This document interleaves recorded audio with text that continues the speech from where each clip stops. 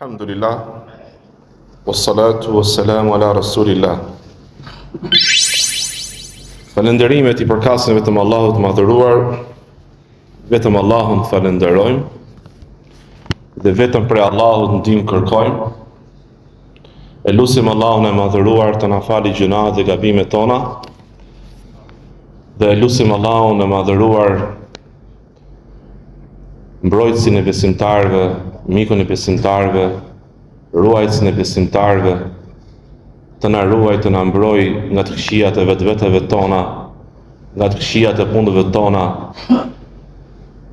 Çdo e keq I vjen njeriut nga dora e tij, nga vetja e tij, dhe Allahu është që fal shumë, mëshiron shumë, na toleron shumë, na jep afat, pendohemi.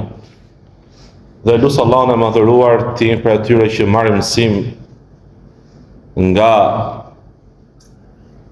ndodhit, nga mësimet që kemi dëgjuar në Kuranin famlart, nga mësimet që kemi mësuar nga ata që kaluan para nesh. Lusë Allahun të na bëjë për atyre që ngjojnë fjalën e Allahut, e ndëgjojnë me sinqeritet dhe pasojnë atë që është më e mira për saj. Amin. Të dashur vëllezër, të dalësh para një xhamati, para disa ose një grup njerëz, një grup të prej vëllezërve, prej njerëzve, dhe t'i flasësh atyre për atë që Allahu ka urdhëruar, për atë që Allahu do dhe është I kënaqur, për atë që Allahu ka ndaluar, për atë që Allahu është I zemëruar nëse veprojmë, është një përgjegjësi shumë e madhe. Ne si hoxhallar, si imamllar, si mësues, kemi marrë një përgjegjësi shumë të madhe, një amanet shumë të madh. Allahu na bëft që të dalim faqebardh në amanetin që kemi marrë përsipër. Allahu na bëft shembull për mirë. Allahu na bëft përmirësues. Allahu na bëft jemi pozitiv, bashkues, përmirësues, që ndreqim, rregullojmë dhe jo të prishim dhe të përçajmë.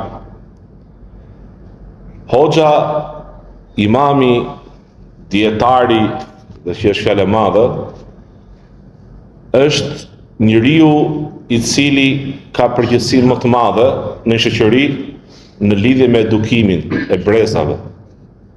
Edukimi më I mirë bëhet me shembull, me shembullin e mirë.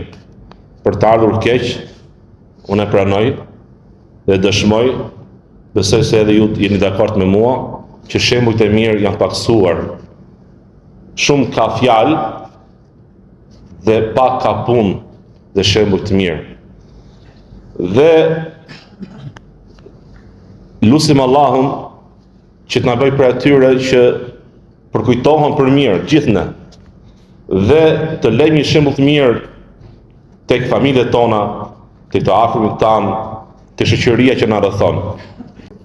Normalisht që përsëritja e këshillave ka dobinë e vet. Po ndoshta dikush normalisht dëshiron diçka të re, gjë diçka më ndryshe se ajo që kaloi se ka qenë para javë, para 2-3 ditësh, apo jo? Mram ka pas. Mram kush ishte? Mirimi, Zejdi, mashallah. Zoti I begatov gjithë hoxhallarët dhe I ruajt. Ata për çfarë folën? Për ta ditur që se unë edhe kthej kasetën. Ka marrë kasetë pa e kthej. Për gjërat e Si era ditën, çfarë se Ramazani ka shumë, mund të hysh nga shumë dyer. Dikush e llogarit Ramazani si mënyrë daveti. Okej. Foli për mirësitë e Ramazanit. Tjetër për mirësitë, E Ramazanit. pra fadllin, shpërblimin. Tamam. Atëherë unë po flas në mënyrën time, sepse për një temë unë ta trajtosh në disa forma. Allah më dhënë sukses, në trajtimin e temës që kam zgjedhur. Të dashur vëllezër, ne dhe një javë, dhe më pak si një javë, ditën e enjte, besoj se të enjtën është dita e parë e Ramazanit. E kemi llogarit ne, që një javë para. Jo javë para, që një vit para. Por se elhamdulillah, e lusë Allahun të na japi jetë deri atëherë, na japi jetë dhe shëndet ta plotësojmë agjërimin, na japi iman, dashuri, zell, forcë, kërkon dhe forcë. Besimtari i fortë është më i dashur tek Allahu se besimtari i dobët. Po kuptimi i parë është i fortë ku? Në besim, në moral. I fortë me qëndru fort në taravi, jo fale 2 rekata në kohët për hoxhën, e zgjati tepër hoxha. I fortë në adhurime, në qëndrueshmërinë, durim në Kur'an. Allahu më fal mu, mangësinë që kam me Kur'anin. Sa asnjëherë sa do që jemi ne lexues Kur'anit, gjithmonë jemi të mangët. Ka 2 lloj forcash, forcë fizike dhe forca e imanit. Të dyja janë të lavdërueshme. Më parsorja vjen në grad forca e besimit. Sepse kjo forcë e besimit jep forcë dhe trupit. Thot Ibn Taymija në një fjalë të njohur, nëse nuk e marrë të racionin tim, përdor fjalën racion, pjesën time të dhikrit që vazhdonte nga masabau deri lidhjen e diellit dhe më pas, thot s'ka mundësi thot të kryesh shumë punë të ditës që më pres. Dhe profeti sallallahu alajhi wasallam kishte forcën e sa burrave? Kush e banon? 70.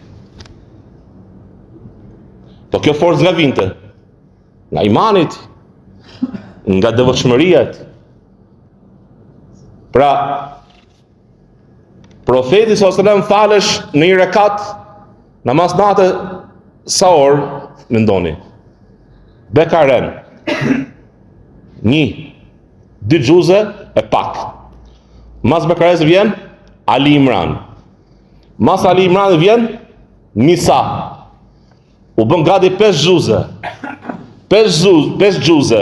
Në leximin e profetit sallallahu alajhi wasallam sa orë bie, dini? Avërsisht 2 orë. I rakat. E thot transmetuesi dhe rukuja e tij, pra kjo është lloj forme hyrje ke tematika ime, rukuja e tij ishte për afërsisht sa qëndrimi në këmbë. Dhe sejdja e tij ishte për afërsisht sa rukuja e tij. Imagjinoni? A du të ketë forcë ky person? Forcë në iman, në zemër? Po, s'ka forcë dhe në fizik, normalisht. Por se rreth parë, imani i tij e bënte të qëndronte aq gjatë. Thot Aisha radhiyallahu anha, ai sa i enteshin këmbët e tij. Dhe është fjala e njohur që ju e dini të gjithë dhe shumë e bukur. Pse qëndron ka gjatë? Sa të entën këmbët dhe ty të janë falur gjunahet. As duhet të jem rob falendërues? Subhanallah. A ndjejmë në vetën tonë të mangët në falënderimin e Allahut? A i vlerësojmë në mirësitë e Allahut shumë fishta të shumë llojshme ndaj nesh? Ndjeshmëria ka të bëjë shumë vëzër. Po se ndjeve diçka, nuk e vepron dot, si lojtari. Po se deshin lojën, nuk lund dot. Dhe ai që punon, po se deshe punën, punon dot? S'punon dot. Çfarë nxit një punëtor punoj? Çfarë nxit? Për shkak parja. Thotë do marr të fund muajit sa 1 milion lekë të vjetra. Por se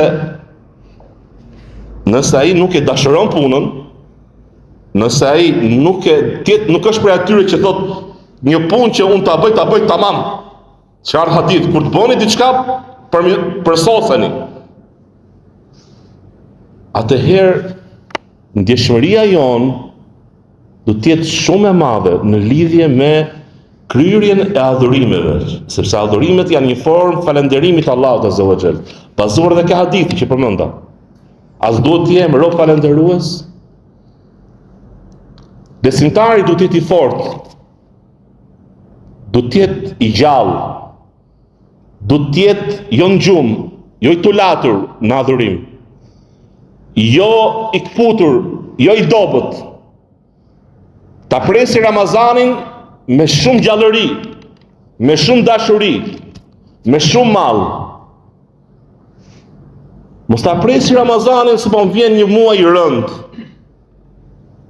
Kam 30 ditë për ta agjëru.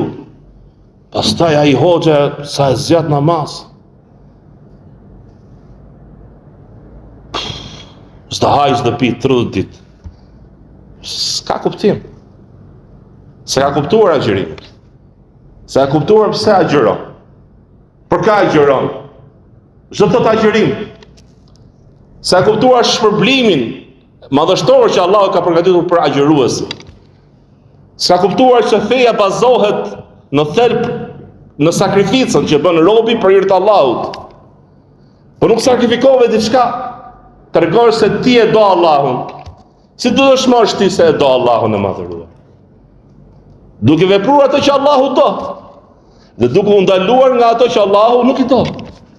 Duke i dhënë përparësi dashurisë Allahut ndaj dashurisë tënde për gjërat, për çështjet, për njerëzit. Ibrahim alayhis salam la Ismailin dhe gruan. Ku i la? Shkëtir. S'kishte as qabe, as njerëz, as pemë, as ujë, as njeri, as kafsh, vetëm rër, vetëm shkretir, nga çikoje. Dy kodra, Safa, Merwa. Preni këtu. Pse është lehtë? Është lehtë. Sa haxhireja besimtarja e sinqertë po na le këtu. E pasë lesh aty vetëm, mund të jetonte një ditë, 2 ditë, 3 ditë, një javë. Pastaj do çfarë priste vdekje. E dinte planin e Allahut haxhireja? E dinte planin e Allahut Ibrahim alayhis salam, siç Allahu kishte saktuar? Dinte një pjesë ti. Por se i dha përparësi kujt? Asaj që Allahu urdhëroi. Dhe kjo është thelbi të nderuar vëllezër. Ne sprovohemi në 2 sprova. Kjo është rregull. Kemi sprova që na vinë, që quhen fatkeqësi, gjëra që i urrejmë, na lëndojnë, kemi dhimbje. Ka humbje pasurie, humbje jetësh. Sprova ndryshme, falimentim. Nuk u bëha që desh, nuk u realizu, nxorën nga puna, të mashtruan, zhgënjyen, të vodhën, aksident, kancer, tumor, vdiq fëmia në bark, nuk lindi hiç, 9 muaj, në muaj që do linte, vdiq. Masi lindi gjallë mirë, në ditë javë vdiq. Masi lindi, jetoi një vit, vdiq. Sprov. Ose dikush që i vogël i smur, me veshk. Ose i paralizuar. Sprov. A do e dush saktimin e Allahut apo jo? A do durosh për saktimin e Allahut apo jo? Dhe kush zëmërohet për saktimin e Allahut, Allahu zëmërohet ndaj tij. Pa kush nuk e pranon. Sprova e dytë, sprovohemi me adhurimet, me ato që Allah ka bërë detyrë, me ato që Allah ka ndaluar. Ka shumë për ndalesave që ne çfarë i duam. Ne ka shumë për detyrave që ne i urrejmë, natyrë. I kemi të rënda, kërkon durim. Kërkon sakrificë. Kërkon t'i japësh përparësi kujt? Urdhit të Allahut. Ku erdhi urdhi nga Allahu i madhëruar për kë? Për alkoolin, momentin e duhur, se i kishte faza bërja haram e alkoolit. Ku erdhi momenti që po pinin disa, ç'a bën? E hodhën, e nxorën nga goja. fuqit u derdhën sa u mbushën ato rrugët e Medinës me alkol, me verë. Erdhi urdhri i hijabit. Çfarë bën gratë? Presin e 2 ditë, morën perdet, i prend dhe u mbulun.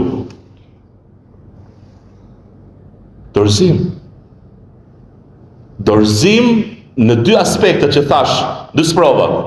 Dorëzohu, si ku tikesh, robi Allahut. Dhe mendo mirë për Allahun azza wa jall. Allahu nuk e do vuajtin as kujt, as të lëndoj as kënd. Dhe subhanallah, më e çuditshme është gjë që Allahu nuk do më tepër është të lëndoj robin e tij. Ku ka hadithi i vdekjes. Gjë që Allahu më shumë heziton, dhe hezitimi i Allahut nuk është hezitimi i krijesave. Është kur i merr shpirtin robit të tij. Robi im e urren vdekjen. Si proces. Frikë, dhimbje, s'do jetë, përjetimi. Dhe nuk e dua lëndimin e robit tim. Por se vdekjen dhe shijon çdo kush. Kullu nafsin dha'iqatul maut. Çdo nefs, çdo shpirt dhe shijoj vdekjen. Dhe për këtë s'ka dyshim. Ka dyshim dikush thotë unë jam i përjetshëm? Thotë jo, unë jam i përjetshëm, unë do jetoj të përjetshëm. Unë do jetoj 500 vite. S'ka një 500 vite. Këtu në kohën tonë s'ka. Pa shkoj 150, mirë, pa besoj. Punë fare të vdes. Allahu nuk e do dhimbjen pra ne të vuajmë. Prandaj dhe agjërimi nuk është që Allahu do për nesh të lëndohemi, të vuajmë. Edhe pse në vetvete agjërimi, sidomos në kohë ku është nxehtë shumë, në ditë gjata, ndjen lodhje, ndjen mundim, ndjen dhimbje, apo jo? Sidomos ata që punojnë nga 8 orë, nga 10 orë. Nuk e presin punës të ushqehen. S'ka mundësi. Por se kanë detyrë dhe këtë. Dhe agjërimi. Allahu i madhëruar nuk kërkon mundimin tonë, por se dhe Allahu nuk ka nevojë për adhurimet tona, nuk ka nevojë për mundimet tona. Por se Allahu e di nefsin tonë se ka nevojë ky nefs për të edukuar, për të kalit, për të skalit. Sepse nefsi, po mësove nefsin, ta pasosh gjithmonë nefsin në çdo pasion të shprenuar që ai të thret, të humbe. Të humbi. Edhe ishi fjalë dietarëve thotë, shpëtimi jot lidhet në kundërshtimin e asaj që të urdhëron epshi jot, nefsi jot, vetja jote në të shija. Argument për të është fjala e Allahut Azza wa Jall që thotë në surën Naziat, dhe kush i friksohet takimit përballjes me Allahun, pra përballjes të Allahut Madhëruar, takimit të Allahut Madhëruar, dhe e ndaloi veten, e frenoi veten nga pasimi i epshit, vendbanimi i cili është në xhenet. Dy kushte. Ki frikë Allahun dhe dije se nefsi jot të urdhëron në gjëra që janë o të këqija ose në gjëra të cilat të shtyjnë t'i lesh detyrat, në debelizëm, plotësi, rahati. Sa gjëra të mira kemi lënë nga dëshira për qenë rahat, mos më lodh. Nga dembelizmi. Prandaj profeti sallam kërkonte Allahut mbrojtje nga dembelizmi. Nga pamundësia dhe dembelizmi. Min al-ajzi wal kasal. Wal kasal është përtatësia. Dembelizmi kur ti urdhërohesh për të bërë një punë të mirë. Agjërimi të nderuar vëllezër është bërë detyrë në vitin e 2 të hijretit. Dhe profeti sallallahu alajhi wasallam ka agjëruar 9 Ramazane. Falni, 9 Ramazane. Dhe agjërimi, ju e dini shumë mirë se është nga shtyllat e Islamit. E ka detyrë çdo musliman ta agjërojë. Dhe agjërimi është detyrë me urdhrin e Allahut në Kur'an, me urdhrin e profetit sallallahu në hadith dhe me unanimitetin e dietarëve. Kanë 3 nga argumentet që argumentohet muslimani. që s'ka dyshim në to. Pra janë muttafaq alejha. Të gjithë dietarët në këto 3 argumente bazohen. Argumentet që ne argumentohemi për një punë, për një çështje, për një adhurim, për një çështje të fesë, argumentohemi në 3 argumente. Kur'an, Sunet, Ijma. Pra, unanimiteti, mendimi i njëjtë gjithë dietarëve për një çështje. Allahu i madhëruar thot në Kur'anin famlart: Shahru Ramadan alladhi unzila fihi al-Quran. Muaji i Ramazanit është ai muaj në të cilin Allahu i madhëruar zbriti Kur'anin. Shahru Ramadan alladhi unzila fihi al-Quran hudan lin-nasi wa bayyinatin min al-huda. Kurani vet, edhe Ramazani gjithashtu, është udhëzim për njerëzit. Kurani, që ka zbritur Ramazan, ka çështje të qarta, lajmërime, çështje, mësime të qarta, të cilat janë udhëzim për njerëzit. Janë dritë nëpërmjet së cilës besimtari njeriu dallon të keqen nga e mira, të vërtetën nga e kota.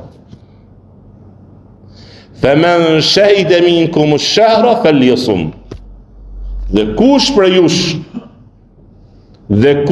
jush e prezanton, pra është gjallë, është prezent, është i gjallë në muajin e Ramazanit prej jush, pra prej kujt? Për besimtarëve, prej muslimanëve. Le ta agjëroj atë. Falyasumhu. Urdhër nga kush? Nga Allahu i madhëruar. Një rregull tjetër në nxjerrim nga kjo. Çdo adhurim që veprojmë se? Sepse ka urdhëruar Allahu i madhëruar. A mundet që besimtari ti marrë adhurimet e tij, ti veprojë si imitim të dikujt, sado i ditur tjetë?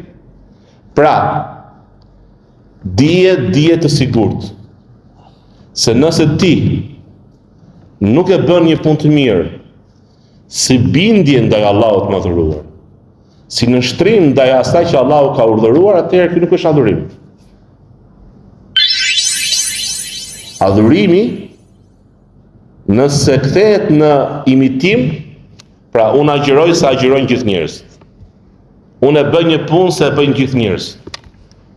Por se në vetvete nuk e kuptoj thelbin dhe urtësinë e kësaj pune, rëndësinë e saj.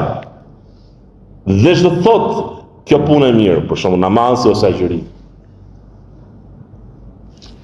Çdo punë e mirë që jemi urdhëruar ta veprojmë, jemi urdhëruar vetëm nga Allahu Azza wa Jall dhe i dërguari i tij. Kutiba alaykumus siyam kama kutiba ala alladhina min qablikum la'allakum tattaqun ya ayyuhalladhina amanu. O ju të cilët keni besuar, kutiba alaykumus siyam, ju është bërë detyrë juve agjërimi, siç ju bë atyre që ishin para jush prej popujve të kaluar, në mënyrë që ju të arrini devotshmërinë. Këtë pjesë në fundit bani mend. Në mënyrë që ju të arrini devotshmërinë.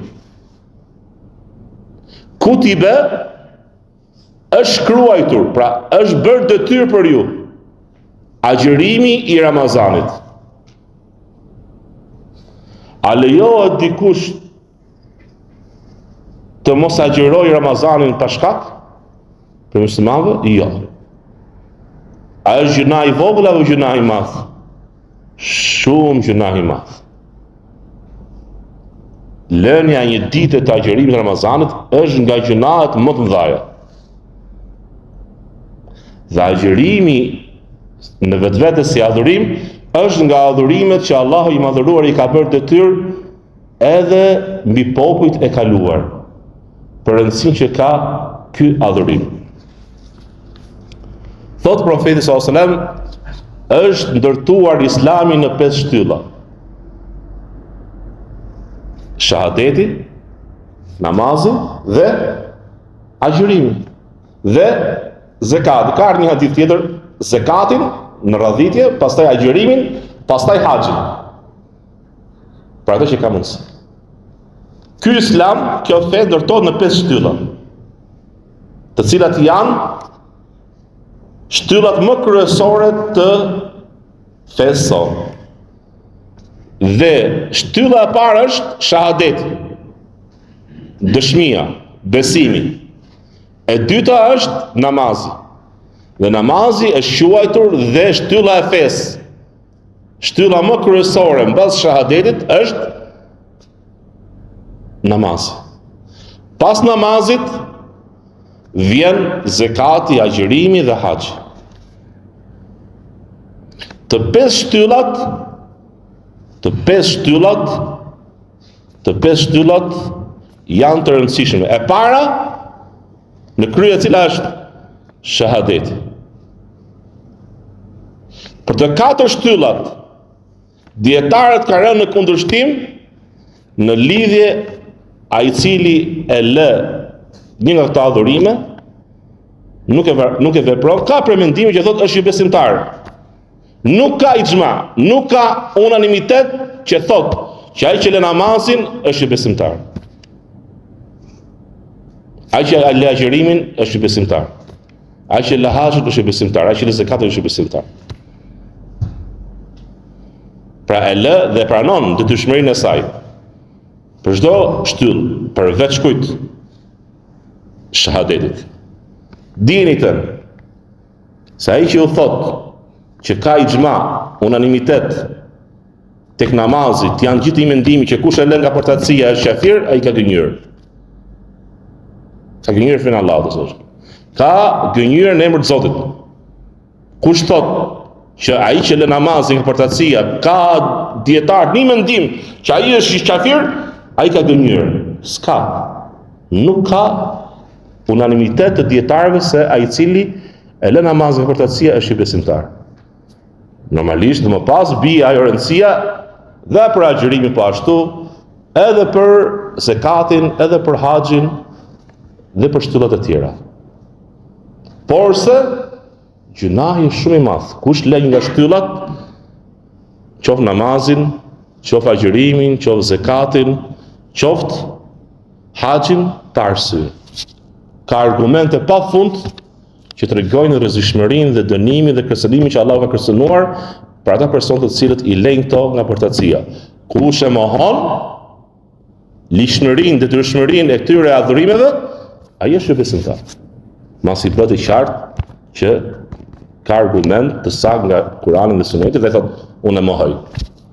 Atëherë ka mohuar.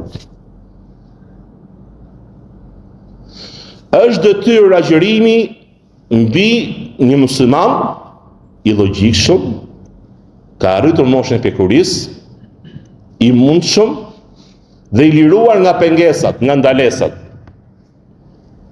Atëherë, kriteri i parë është të jetë musliman.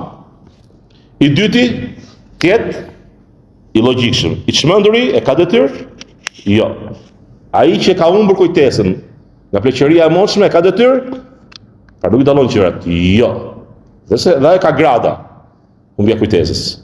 Ai që s'dallon më ka një gradë të lartë, nuk dallon më gjërat dhe e ka humbur kujtesën shumicën e saj, atëherë çfarë? Nuk e ka detyrë fare agjërim. Dhe ka arritur moshën e kujt? E pjekurisë, që njihet me disa kritere ose disa kushte. E para është të mbushi moshën 15. Pra një mundësi për ta njohur. Kush ka moshën 15 vjeç, quhet i pjekur. 2. Të dalin qimet anash organeve intime personit. 2. E treta, të dalin nga spermat të zbresin nga organi i personit, qoftë forma ndryshme në gjumë, provokim e tjera. Dhe tek femra është zbritja e periodave. është shenjë që tregon që ajo ka mbushur moshën e pjekurisë. Porse, a duhet nxitur fëmia që ka mundësi të agjërojë dhe nuk e dëmton agjërimi? Suneti i sahabëve është, pra rruga e sahabëve, udhëzimi i tyre është që ata i nxisnin fëmijët. Ai sa të kishin mundësi të agjëronin. Pse? Të edukohen. Sepse gjërat merren gradualisht, të nderuar vëllezër. Qoftë tek agjërimi, qoftë ke çdo punë, ke çdo moral. Nëse një person e mëson vajzën e vet të vishet shumë keq, shumë shkurt, pra 7 vjeç, 8 vjeç, s'ka mbushur moshën e pjekurisë. Edhe vesh shumë ekstravagante. S'ka mbushur moshën e pjekurisë. Kur të vi mosha 15 vjeç, unë të mbuloj direkt. S'është e mundur. S'mundet. Po nuk fillova avash me veshjet gjata, me veshjet që janë të hishme. I mëson turpin. Duke e nxitur të fali namaz, duke e bërë të dashur namaz, të falet me maman, dhe ato moment ajo vesh shamin. Po ti s'mundesh me buton. Thej direkt. Nga një person që donte një ves, diçka, të shndrohet me ranatës, se mushi 15 vjeç, ta doj ato. Kur? Dhe agjërimi. Gradualisht e mëson fëmijën, moshën 6 vjeç, 7 vjeç. Da agjërosh bab? Mirë, ta provojmë. 2 orë, 3 orë, deri për yle. Deri për yle? Da agjëroj më tepër, pa agjëroj më tepër.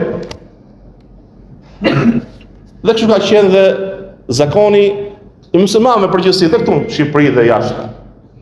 I nxisin fëmijët që të agjëronin, sepse kjo i edukon ata.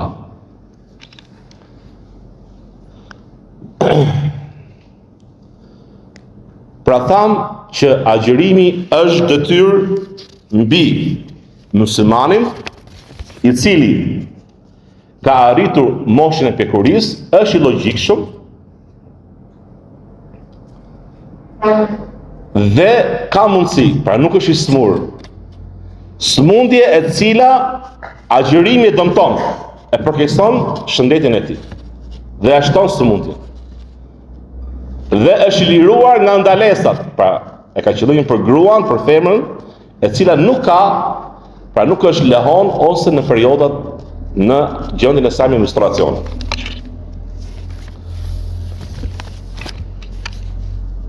Agjërimi të nderuar vëllezër është nga adhurimet më të mira. Është nga adhurimet më të rëndësishme. Është nga adhurimet që shpërblimi i tij është shumë madhështor. Allahu thënë në Kur'an, me të vërtet Allahu i shpërblen durimtarët me një shpërblim shumë të madh, pa llogari. Dhe ke fjala durimtarët, ky emër, shumica e komentuesve të Kuranit thotë e ka për qëllim kë agjëruesit.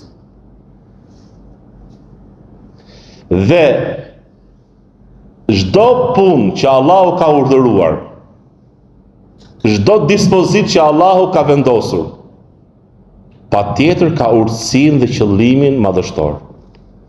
Qoftë një qëllim, 2, 3, ato që na bëhen të njohura dhe ato që ne nuk mund t'i dim dot, mund t'i arrim dot. Pra, çdo krijim që Allahu ka krijuar, nga krijesat, dhe çdo ligj që Allahu e ka vendosur, çdo dispozit, çdo adhurim, a mundet të jetë i zhveshur nga urtësia? Aleikum selam. Jo. Pse?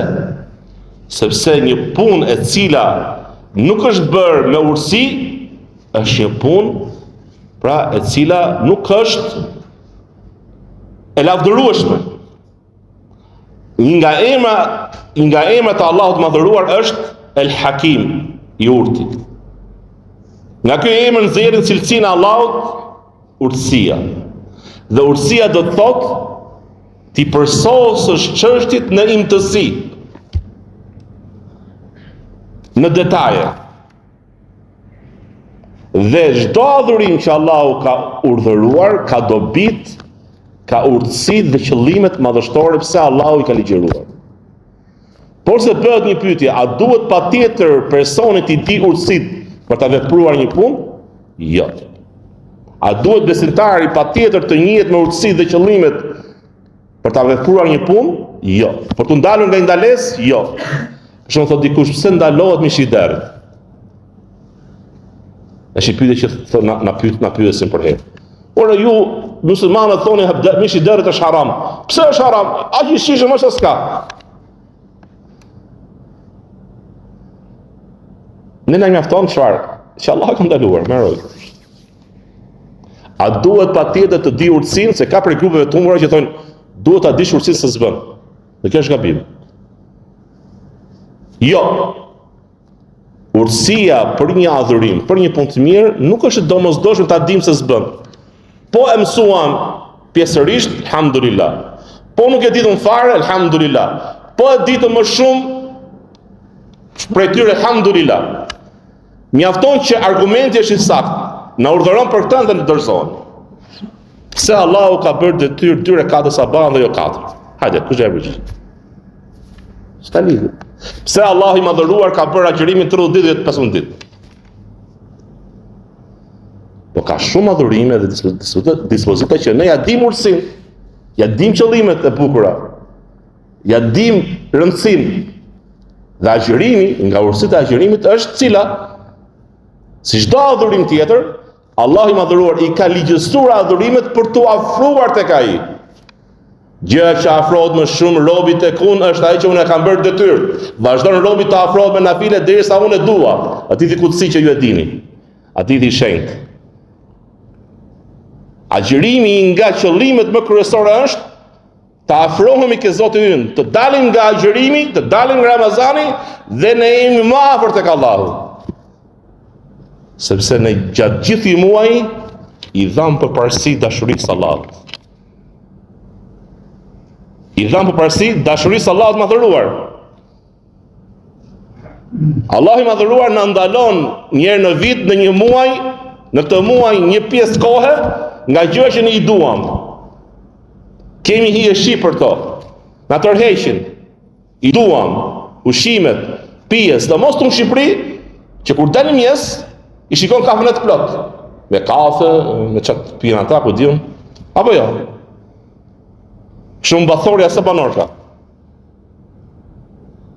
Themi ne 10.000 veta. Për shumë. Sa ka për? I ka 100.000. Nga ta 100.000 sa gjërojnë? 50.000 ka. 50.000, thot hoxha. Nga ato 50.000 sa gjërojnë? A gjërojnë 10.000? Lezer, për shembull, një numër. Afër. Për ta agjëruar agjërojnë shumë njerëz. Agjërojnë shumë njerëz. Po normalisht nuk është shumica. Jo. A shikoni lokalet bosh apo plot? Por në Arabi, hoxha dhe unë, si janë në Ramazan hoxha? Bosh. S'ka, janë null gjitha. Hapen mas ikindis. Bëjnë gati ushimet për iftarin, kaq. Edhe në Bathore ka fillu kjo lloj edukate, domethënë që edhe nëse janë nuk agjërojnë, vetëm disa lokale që ka. Mashallah, alhamdulillah, kjo është gjë shumë e mirë për ato lokale të lavdërohen, por se ajo që njihet në Shqipëri si është, i në Tiranë, i në Elbasan, në Durrës, i ke plot, hajnë drejt, pinë, bëjnë ras. Ne si besimtar, s'provash më e madhe se në Arabi. Durimi. Po, Allahu i thalt, pa ne duhet mi thonë atyre që kërkoni hoxhën sa është gjallë. Kjo është gjë e mirë. Allahu i uzoftë të vllaj dashur. Allahu i uzoftë na bëf neve shkaq për udhëzimin e tyre. Se nuk do të rrim shumë karrige. Gjithë ne duhet lëvizim që ata të udhëzohen. Nuk është qëllimi me klasifikuar njerëzit. Qëllimi është bëu thirrës në tauhid, në fen Allahut azza wa jall, që ta njerëz që ne kemi frikë të shkojmë të falemi për xhenazën e tyre, të bënë musliman, dhe t'jemi të sigurt. Bëu ti shkak, bëm unë shkak dhe po trim në vetu, karike, ase ka fajn, ose ka përgjigjësinë hoxha, kësë bëm. Duhet në gjithë të lëvizim. Nga hoxha i parë, nga unë i parë, nga gjithë ne. Pra, Të dashur vëllezër, një nga urtësitë më të mëdha është të afrohemi tek Allahu i madhëruar, duke dhënë përparësi asaj që Allahu do dhe është i kënaqur, dhe duke lënë për hir të Allahut atë që ne duam. Kjo është e para. E dyta, të arrijmë devotshmërinë. Ora ç'është devotshmëria, se shumë përmendet. Keni frikë Allahun, përkthehet. Keni frikë Allahun. Pra ittaqullah. Pra arrini devotshmërinë, arrini takuan. Takua është zbatimi i detyrave me argument nga Allahu, duke shpresuar shpërblimin e Allahut për zbatimin e tyre detyrave. Largimi nga gjunahet dhe nga ndalesat me argument dhe dritë nga Allahu, duke u frikësuar dënimit të tij. Dhe këtë e bëj që të vendos midis vetes dhe dënimit të Allahut çfarë? Wiqaje. Çfarë do të thosh wiqaje? Mbrojtje. Devotshmëria është vese khajr, vese mirë. O me yattaqillaha yaj'al lahu makhraja. Dhe kush ka frikë Allahun, është devotshëm, Allahu jep zgjidhje për çdo çështje. Wa yarzuquhu min haythu la yahtasib. Dhe furnizon atë nga ajo anë që nuk e mendon. Dhe ai që ka frikë Allahun, Allahu i bën lehtësim për çdo çështje. Ai që ka frikë Allahun, për të është xheneti. Për të është xhenetet e larta. La'allakum tattaqun. Kutiba alaykumus siyam, i është bërë detyrë juve agjërimi, siç u bërë atyre që ishin para jush, në mënyrë që çfarë? Të arrijnë devotshmërinë. Ç'është devotshmëria? Zbatimi dhe ndalimi. Atëherë hajim nga agjërimi. Ç'është agjërimi vetë? Ç'është agjërimi? Ne bindemi në disa çështje dhe largohemi. Veprojmë disa çështje dhe ndalemi nga disa gjëra të tjera. Dhe kështu besimtari edukohet me devotshmërinë, të arrijë devotshmërinë. A ka nevojë Allahu i madhëruar për lënien e ushqimeve? Thamë jo.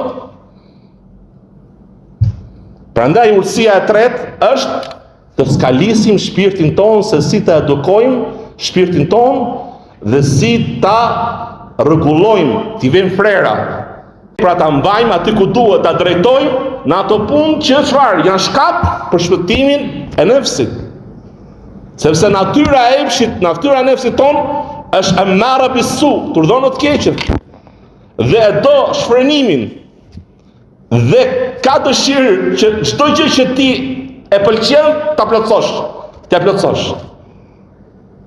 Nëpërmjet agjërimit që është një medrese, është një shkollë në vetvete. Një herë në vit edukohesh.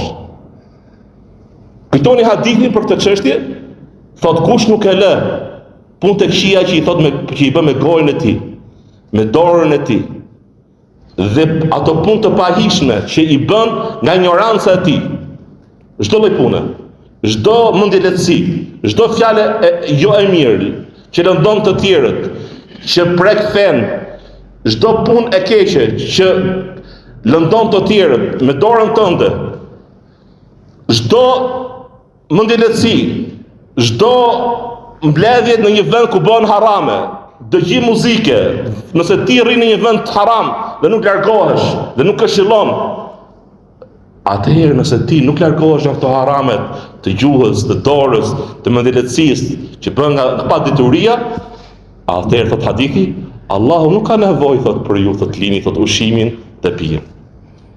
Lejse lillahi hajata. Nuk ka Allahu nevojë. Nëse ju nuk ndaloni nga këto, atëherë Allah nuk ka nevojë të lini ushimin dhe pijen tuaj. Prandaj nga mendimet dietarëve të hambelive thot që prishet agjërimin se përgojon. Do ta bësh kaza prap. Nëse shpith ose shani ofendoni dikë. Dhe agjërimi e frenon epshin. Për të është argument dhe hadithi tjetër, ja ma'shara ash-shabab, o ju të ri, kush për ju ka mundësi të martohet,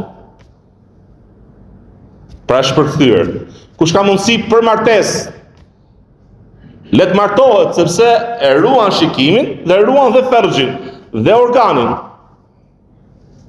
Është më ruajtës për shikimin e haram dhe për organin. Dhe ai që s'ka mundësi çfarë është? Aleikum bi çfarë? Bisom. Keni, pra, detyrë për ju është ta qironi, detyrë më këtimi që zgjidhje për ju. Sepse ajo thot e mban, e shtrydh epshin. Si tredhja, e është përmend hadith. Pra, nga ana metaforike, është si e tredh njeriun, pra, ose kafshën, që s'ka më epsh, grada e agjërimit është aq e fortë në përmbledhjen e vetes, përmbajtjen e vetes, më falni. Në frenimin e vetes.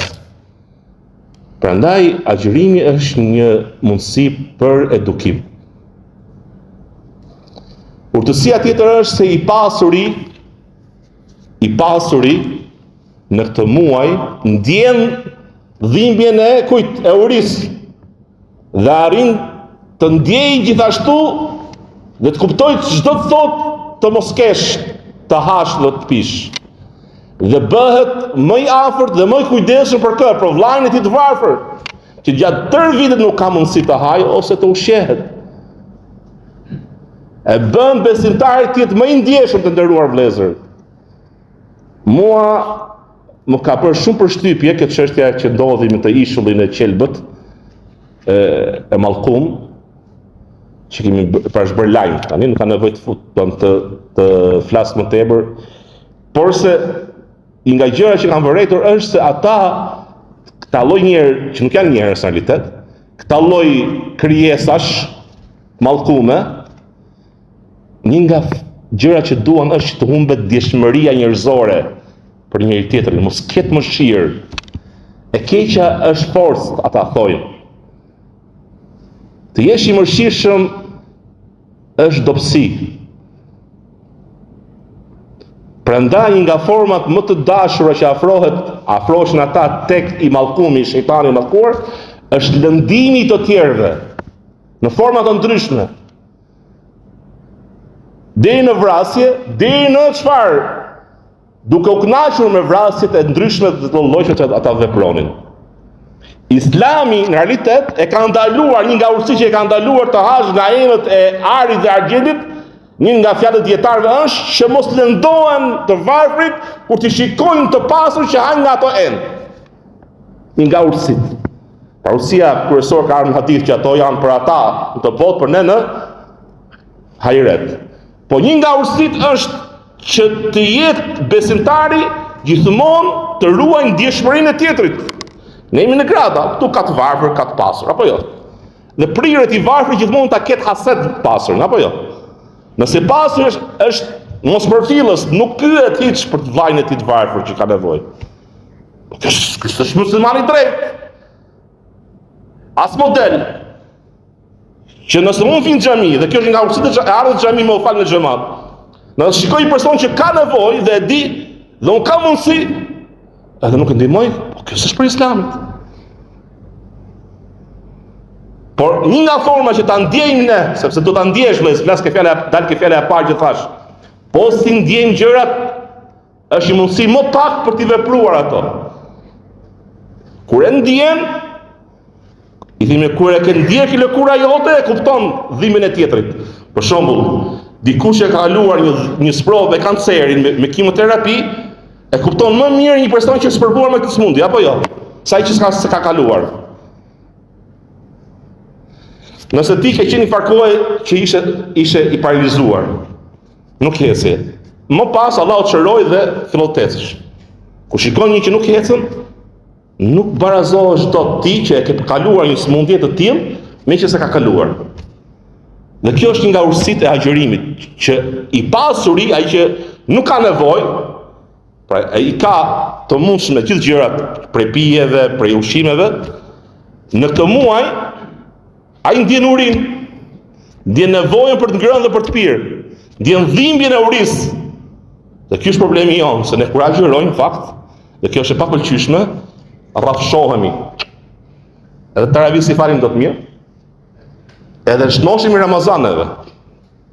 Për të keq, shnoshim i Ramazan. Zakonisht do të dobësohesh Ramazan, ne shnoshemi. Dhe kjo është një nga urtësitë që duhet ta ndjej i pasuri nevojën e të varfrit dhe të më social, dhe ai bëhet më social, ai besimtari mirë dhe bëhet më bujar ndaj vëllezërve të tij të varfër. Dhe urësia e 5 dhe me të mbyll inshallah se ka shumë për të folur, por se kaq doli koha, unë kam për të folur prapë, po më zoti lot më tepër, është që agjërimi është nga shkaqet që e përmirëson shëndetin dhe e ruan shëndetin. Dhe ajeti, thënë dietarët të tefsirit, ajeti i mjekësisë ose ajeti i shëndetit është hani dhe pini dhe mos e tepëroni. Kulu washrabu wala tusrifu. Hani dhe pini mos e tepëroni. Dhe ena më e keqe mush bira timi, cila është ena më e keqe. Zbrastia më e keqe që mbush bark. Allah na fal. Dhe agjërimi është nga shkaqet, nuk na kemi nevojë të përmendim ato studime shkencore në Gjermani e Amerikë, mjafton hadithi. Po edhe ato tani kanë dalur dhe kanë thënë që dhe ka spitale që e praktikojnë si terapi agjërimin. 2 ditë, 3 ditë, 1 javë ose me orë kthehen tek ajo që Allahu ka urdhëruar dhe i profetit i tij sallallahu alajhi wasallam. Unë me kaq e mbyll